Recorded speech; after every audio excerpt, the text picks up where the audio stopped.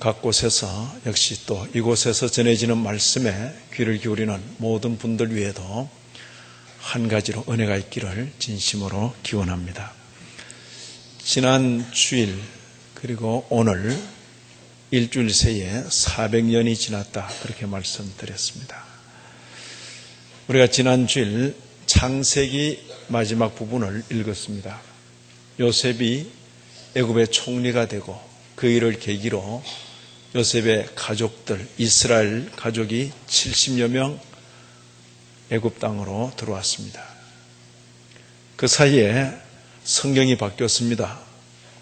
창세기 다 끝나고 오늘 출애굽기 2장입니다. 요셉은 세상 떠나고 수백 년 세월이 지나서 모세가 태어났고 모세가 애굽궁에서 자란 40년도 지나가고 그리고 애굽궁에서 광야로 도망가서 40년 세월을 보냈습니다. 지금 모세는 어린아기가 아니라 80된 노인입니다. 오늘 본문은 바로 그런 내용인 것입니다. 성경을 우리가 읽는데 성경을 유심히 읽고 성경대로 한다고 하는데 자칫 곁길로 갈 수가 있는 것입니다. 아니 성경대로 하는데요. 성경대로 하는데도 곁길로 갈 수가 있다니까요. 그래서 성경을 읽을 때 성경 그 부분만 보고 있을 것이 아니라 성경 또 다른 곳에서 그 일에 대해서 뭐라고 말씀하시는지를 잘 살펴서 신앙의 균형이 있어야 되겠다. 그렇게 오늘 요점은 그것입니다. 오늘 본문을 보면 출애굽기 2장 23절 여러 해 후에 애굽 왕은 죽었고 여러 해 후에 어떤 일이 있은 후 모세가 그 애굽에서 왕자 중에 한 사람으로 자랐는데 이스라엘 사람이 고통당하는 것을 보고 애굽 그 관리인을 쳐 죽인 것입니다. 그 일이 드러나게 되고 모세가 광야로 도망가서 40년 세월이 지난 것입니다. 성경은 아주 짧게 여러 해 후에 이래 됐지만은 그 여러 해 후가 몇 년입니까?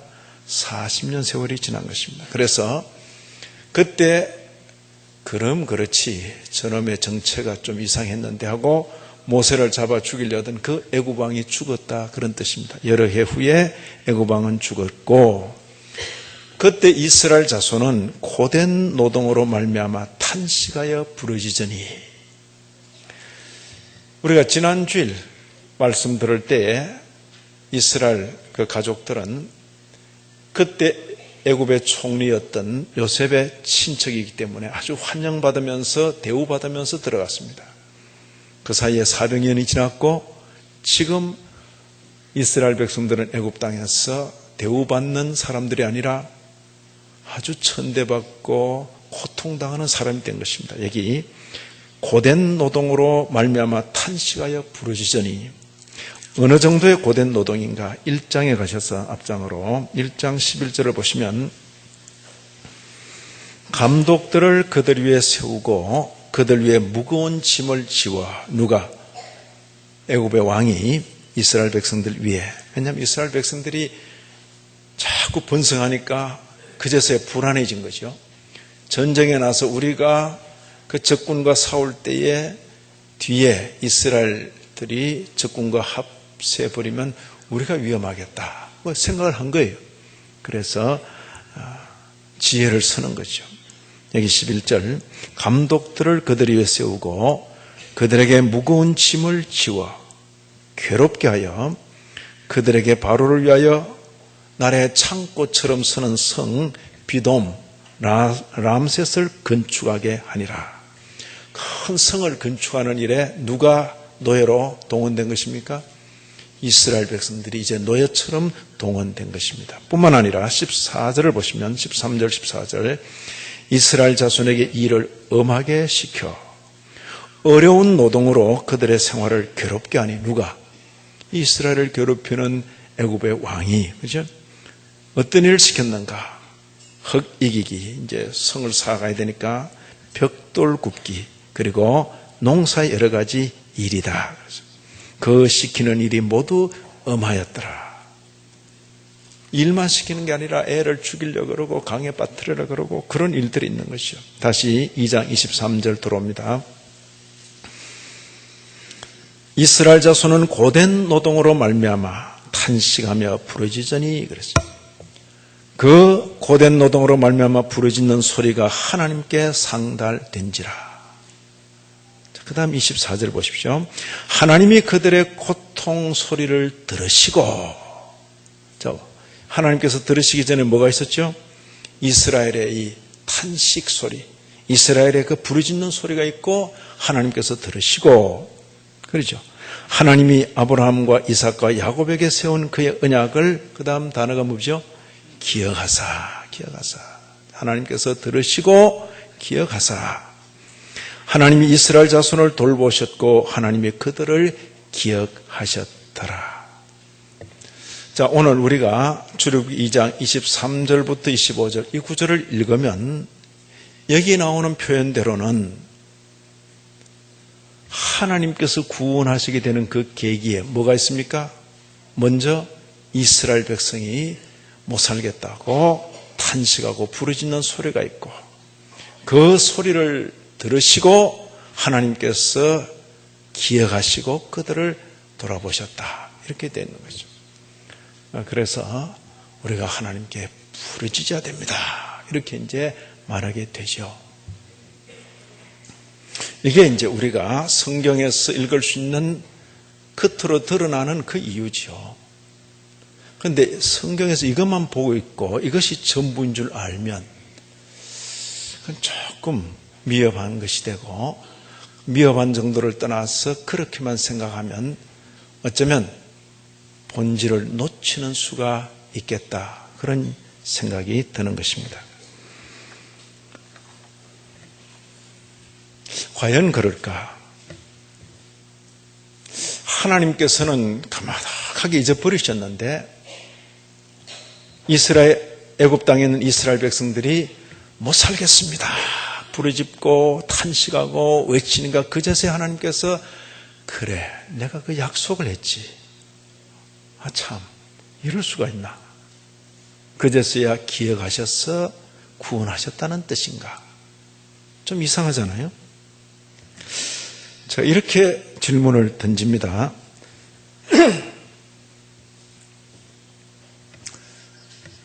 이스라엘 백성들이 애굽 사람들이, 애굽 왕 바로가 그들에게 이렇게 고통을 가하기 전에 과연 그들이 부르짖었는가? 탄식과 부르짖음 이전에 애굽 땅에서 만족하며 누리고 살고 있던 이스라엘, 그죠? 잘 먹고 잘 살고 대우받고, 자, 그렇게 사는데 애굽 땅을 떠나고 싶겠습니까? 떠나기 싫겠습니까?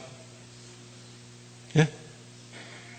자, 이 이스라엘 백성들은 애굽 땅에 영원히 살 백성들입니까? 떠나야 될 백성들입니까?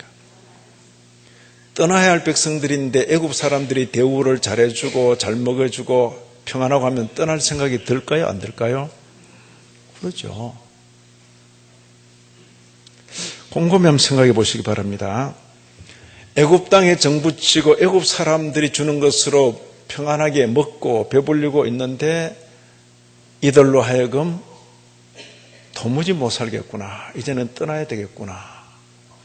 그렇게 하신 분이 누굴까? 생각을 그렇게 가지는 것입니다. 아이고, 목사님, 생각을 어떻게 그렇게 할 수 있습니까? 성경에 이런 표현이 있습니다. 지금 출애굽기는 지금 현재에 그런 일이 있다는 식으로 기록되어 있습니다. 물론 출애굽기도 나중에 그 당대에 모세에서 기록된 것이라 할지라도. 근데 모든 일들이 다 지나가고 난 뒤에 출애굽기 지나고 광야 생활 지나고 가나안 땅의 정착이 지나고 그리고 다윗 왕, 솔로몬 왕 지나간 역사를 두고 아하, 하나님께서 일을 이렇게 하셨구나. 그렇게 깨닫고 기록한 성경이 바로 성경 중에 시편이라고 있습니다. 시편. 시편 105편 25절 여기 교환에 있습니다. 시편 105편 25절 일단 같이 한번 읽습니다. 그 대적들의 마음이 변하게 하여 그의 백성을 미워하게 하시며 그의 종들에게 교활하게 행하게 하셨도다. 자, 다시 봅니다. 그 대적들 애굽 사람들의 마음이 변하게 하여 누가? 하나님께서. 예? 지금까지 호의를 베풀고 지금까지 좋은 관계가 있었는데 누가 변하게 했다고요? 야, 희한한 경우가 있죠. 하나님이 계시고 하나님이 살아계시고 하나님이 이스라엘 백성의 하나님이시라면 악한 사람 마음이라도 풀어가지고 대우 잘 받게 해주셔야 될 텐데 그 하나님이 들어서 애굽 사람의 마음을 변하게 만들어가지고 어떻게 해요? 그의 백성을 미워하게 하시며 사역동사라 그럽니다. 하게 하시며 겉으로 볼 때는 애굽 사람이 미워한 것 같은데 그 뒤에 누가 계시다? 하나님이 계시다. 그렇게 표현할 때 하게 하시며 이렇게 표현하는 것입니다. 그 다음 그의 종들에게 교활하게 행하게 하셨도다. 누가? 하나님께서 누구로? 애굽 왕으로 하여금 그의 종들에게 교활하게 행하게 하셨도다. 우선 겉으로 보기에는 애굽 사람이 이렇게 변해가지고 우리를 이렇게 대우하는구나 그렇게 여길 수 있지만은 그 뒤에 누가 계시다? 하나님이 계셔서 그렇게 하신다. 이해가 됩니까? 도무지 이해하기 어려운 그런 현실이죠.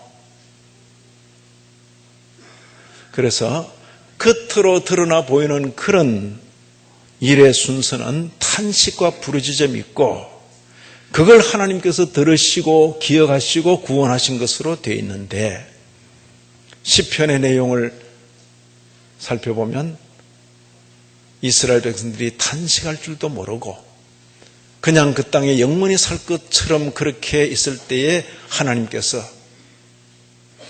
그동안 호의를 베풀던 사람들의 마음을 움직이시고 그죠?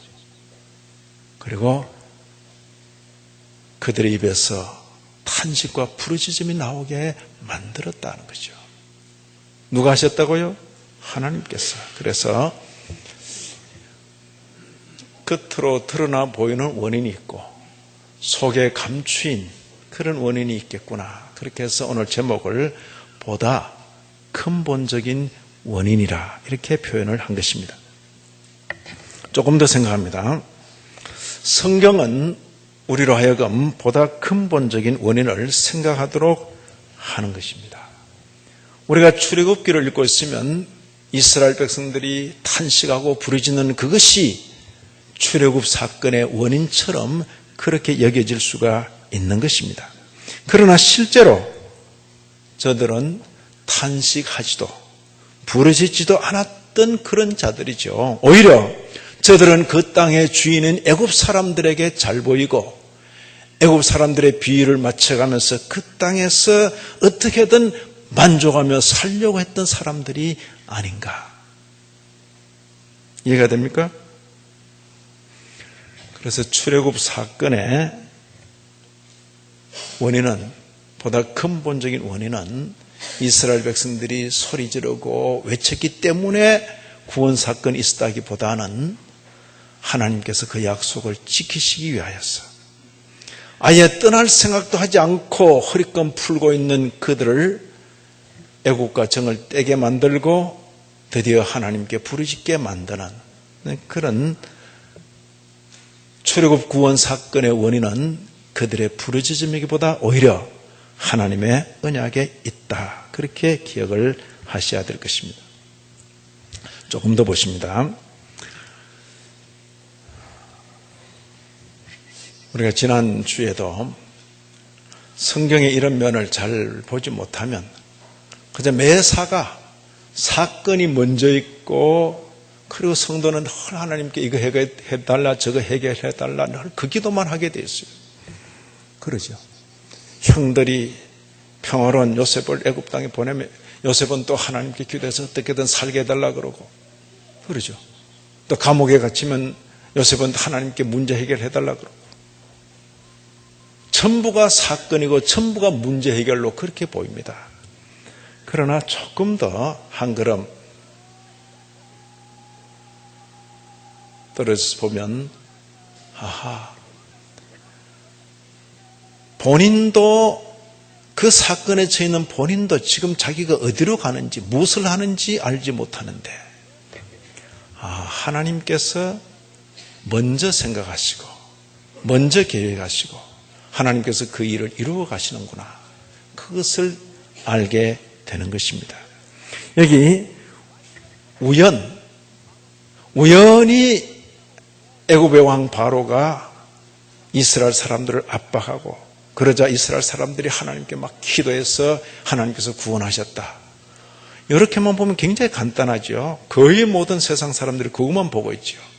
그래서 성경을 손에 들고 기도한다는 사람들도 그것만 기도하고 있죠. 그것만. 그러나 성경 출애굽기와 동시에 시편을 보게 되면 하나님께서 이렇게 하시는 것이로구나. 문제는 뭐죠? 기도해야 될 때 기도할 줄도 모르고 지금 하나님의 약속의 때는 다가와서 애굽 땅을 떠나야 되는데도 떠날 줄 모르고 거기 정착해서 살려고 하는 그들에게 하나님께서 이렇게 사건을 주셔서 비로소 떠나게 하시는구나 하는 것을 확인하게 되는 것입니다. 우연이 아니라 말씀 실현의 역사다. 이스라엘이 애굽에 들어가게 된 것도 우연이 아니라 하나님의 말씀이 실현된 것이고 애굽 땅에서 수백 년 만에 나오게 되는 것도 하나님의 말씀이 실현되는 것이다. 자, 지난주에 인용했던 말씀을 다시 한 번 더 봅니다. 창세기 15장 13절 14절입니다. 창세기 15장 13절 14절 같이 읽습니다. 너는 반드시 알라. 내 자손이 이방에서 계기되어 그들을 섬기겠고 그들은 400년 동안 내 자손을 괴롭히리니 그들이 섬기는 나라를 내가 징벌할지며 그 후에 내 자손이 큰 재물을 이끌고 나오리라. 언제 누구에게 하신 말씀입니까? 하나님의 부르심을 받고 밧다라람을 떠난 그 아브라함에게 한 10여 년 뒤에 아브라함 나이 한 85세 정도에 하나님께서 한 제사를 받으시고 아브라함에게 장차 일어날 일에 대해서 예고해 준 그 내용인 거죠. 아브라함 나이 한 85세 정도. 그로부터 200년 정도 지난 뒤에 이 말씀의 실현으로 요셉을 필두로 해서 그 집안이 다 애굽 땅으로 들어가게 되는 것이죠. 그로부터 300년 혹은 400년 지난 어간에 이제 드디어 애굽에서 나오게 되는 것이죠. 이게 성경의 역사인 것입니다. 우연히 들어가고 우연히 나오는 것이 아니라 하나님의 말씀의 실현으로 애굽 땅에 들어가게 되고 애굽 땅으로부터 나오게 되는 것이죠. 무엇 때문에 이렇게 하시는가? 하나님의 선민을 무엇 때문에 이방 땅 애굽에 이렇게 수백 년 동안 있도록 하시는가? 목적이 뭐죠? 아브라함에게 허락하신 그 약속 뭐죠? 너로 큰 민족을 이루고 어떻게 짧은 시간 안에 한 집안 1억 명 가까운 그 집안이 불과 400여 년 만에 한 200만의 인구를 이룰 수 있습니까? 거의 불가능한 이야기입니다. 불가능한 이야기예요. 그런데 되었어요. 어떻게? 한 지역 아주 비옥한 땅에 그 가족을 두고 외적으로부터 오는 한 400년 지나면 전쟁을 해도 수도 없이 많이 전쟁을 해야 되죠. 외적으로부터 오는 모든 적군들은 애굽 사람이 대신 전쟁 치러주고 이스라엘 사람들은 잘 먹고 건강하고 잘 낳고 잘 키우고 또 먹고 또 계속 그런 거예요. 그러죠. 불과 400년이 지나는 동안에 70여 명의 이 가족들이 200만의 인구를 이루는 거죠. 여기 시편 105편 23절, 24절, 25절 그 앞에 있는 부분입니다. 이에 이스라엘이 애굽에 들어가며 야곱이 함의 땅에 나그네가 되었도다. 여호와께서 자기의 백성을 어떻게 크게 번성하게 하사 그의 대적들보다 강하게 하셨다. 됐습니까? 하나님의 목적이 있는 거죠. 우연히 들어갔다가 우연히 퍼지고 이런 게 아니죠. 그것은 언제 하신 약속입니까? 아브라함을 처음에 부르실 때에, 수백 년 전에 아브라함을 불러내실 때에 너로 큰 민족을 이루고. 자, 지금 아브라함 있습니까? 없습니까? 그는 자신의 수한 175세를 살고 떠났지만 약속을 받은 아브라함은 가고 없으나 약속하신 분은 살아계시고 그 아들, 그 손자, 그 자자 손손에게 그 약속을 성취시켜 가시는 그런 하나님이시죠. 우리는 그런 하나님을 아빠, 아버지라 부르고 있는 것입니다. 요점이 뭐냐? 하나님의 선민, 하나님의 백성이 약속을 잊고 그 땅에 정붙이고 살려고 할 때에 하나님께서는 그 선민으로 하여금 약속을 잊지 않고 기억하도록 그 땅 통치자의 마음을 움직이셔서 이제까지 호의는 뒤로 하고 적개심을 품고 그들을 원수처럼 대하고 도무지 불편하고 도무지 견딜 수 없어서 이제는 떠나지 않을 수 없도록 만드시는 이런 면이 있는 것입니다. 여기 다시 한번 봅니다.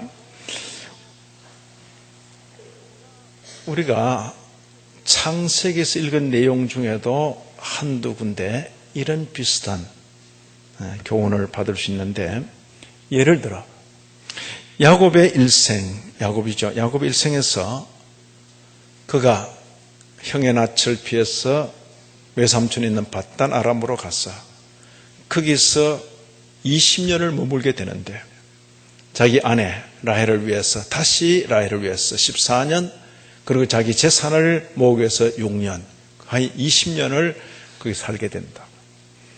자, 20년 정도 살게 되면 이렇게 떠나기가 쉬울까요? 어려울까요? 예? 20년 정도. 근데 20년 정도 살았는데 장인어른이 잘 대해주고, 그러죠? 거기 처남들이 정말 잘 대해주고, 그러면 떠날 마음이 있을까요? 없을까요? 없죠. 근데 하나님께서 야곱을 그 땅에서 뽑아내서 쫓아내는 방식이 뭡니까? 장인어른이 자기 딸을 하나가 아니라 둘이나 준 장인어른이 못 살게 구는 거죠. 그리고 자기 누이들하고 살고 있는 처남들이 그냥 마치 원수 보듯이 그렇게 하는 것이죠. 도무지 견딜 수 없도록 만드는 거죠. 어떻게 해요? 떠나는 거죠. 그러죠. 야, 희한하구나. 요셉의 일생 가운데서도 볼 수 있는 게, 요셉 입장으로서는 아버지의 집에서 팔려가는 게 좋습니까? 아버지 집에서 사랑받고 사는 게 좋습니까? 네? 요셉이 막 기도해서, 하나님, 제가 이렇게 있어서는 아무것도 안 됩니다. 애굽으로 가야 되는데 그냥 갈 수 없으니까 꼭 형들의 손에 팔려가게 해주십시오. 막 그렇게 기도한 겁니까? 아니에요. 그죠? 요셉은 생각에 아버지 집에서 사랑받으면서 형들과는 다른 색깔의 옷을 입으면서 그걸로 막 약간 너무 착실해서 모자란 아이 비슷하게 아버지한테는 사랑받는데 형들한테는 왕따가 되는, 그러잖아요. 자기 생각에는 그게 최상의 삶이라 생각했을지 몰라도 그냥 안 뒀죠. 형들의 손에 팔려서 애굽 땅으로 간 거 아닙니까? 이게 무슨 일이야? 자, 애굽 땅까지 팔려갔으면 거기서 보디발 집에서 신임받고 가정 총무로서 인정받으면서 어려움 없이 잘 살았단다. 그래 되면 괜찮잖아요. 근데 거기서 좀 자리 잡으려 하니까 어디로 갔어요? 오해받고 누명 쓰고 감옥으로 들어갔다고. 자, 요셉이 원해서 간 길입니까? 전혀 원치 않았는데 간 길입니까? 그렇죠. 생각해 보시라고요. 자, 감옥에 들어갔을 때 요셉의 생각은 어떻습니까? 어떻게든 거기서 나와야 되죠. 나와야 되죠. 그러니까 술 맡은 간원장이 꿈대로 나갈 때에 막 사정사정 하잖아요. 날 잊지 말라고.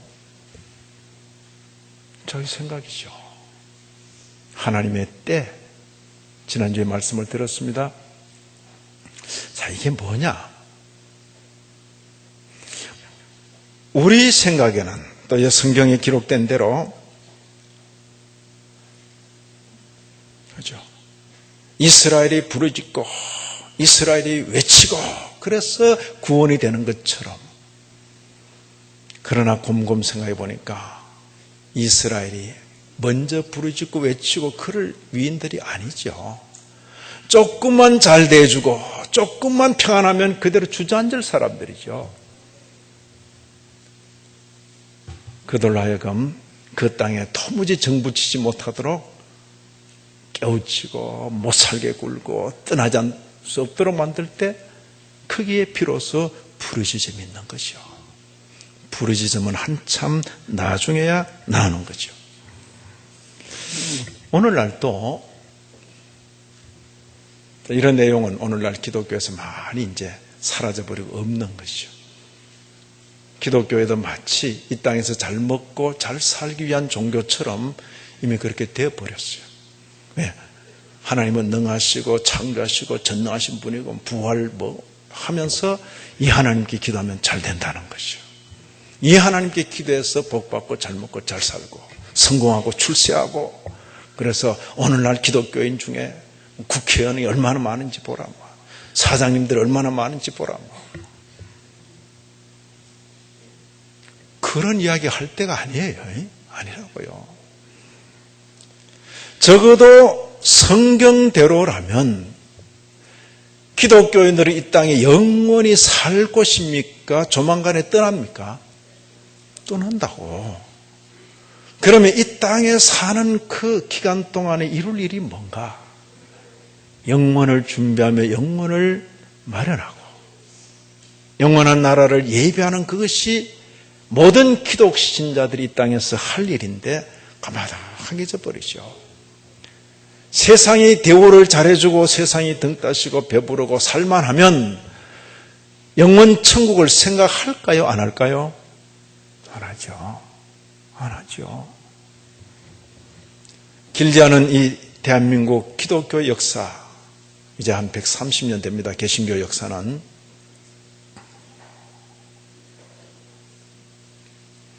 아주 힘들 때, 구한말 일제시대, 6.25 동란 그치면서 마음이 한결같이 주님 다시 오실 그날을 사모하든지 우리가 주님 앞에 갈 그날을 사모하면서 노래하고 찬송하고 그렇게 지냈는데, 오늘날 이 지구상에서 잘 사는 20나라 안에 들어가고, 그렇죠? 참 편안한 그런 생활이 진행되면 주님 오신다 해도 너무 일찍 오시면 곤란합니다. 그렇죠? 그렇죠? 너무 일찍 오시면 곤란하죠. 지금 오라 해도 주님 여기 천국이 보다 더 낫겠습니까?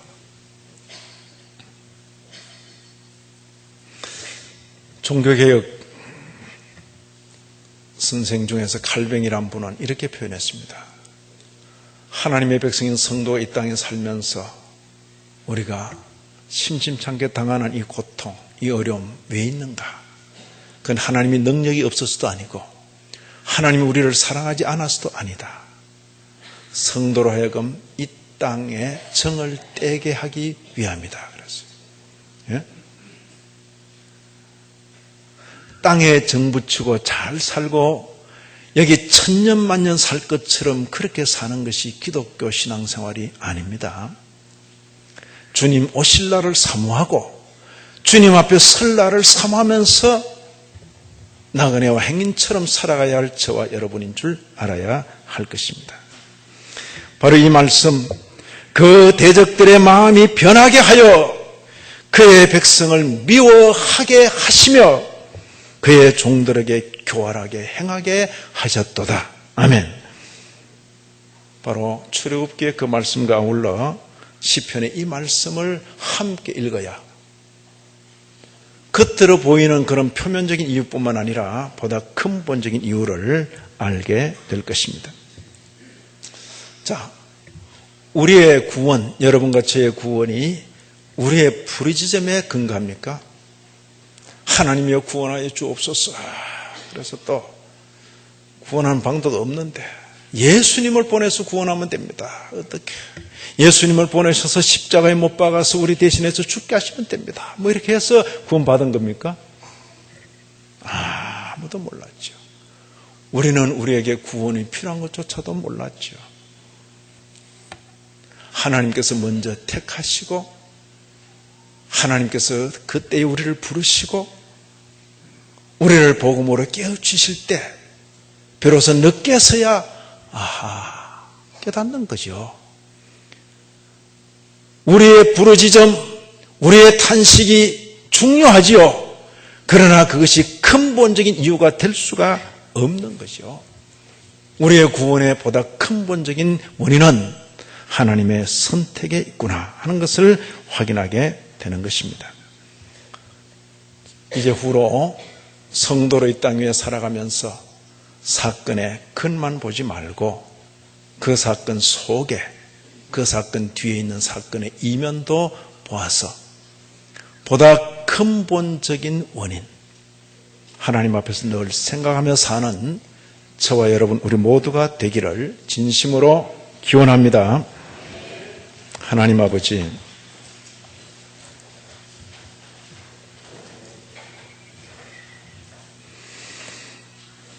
표면만 보고 이면을 모르는 단견의 깨달음 말고 출애굽기와 아울러 시편을 읽어 보다 근본적인 원인을 항상 살피며 우리의 남은 날을 살게 하여 주옵소서. 예수님 이름으로 기도 올리옵나이다. 아멘.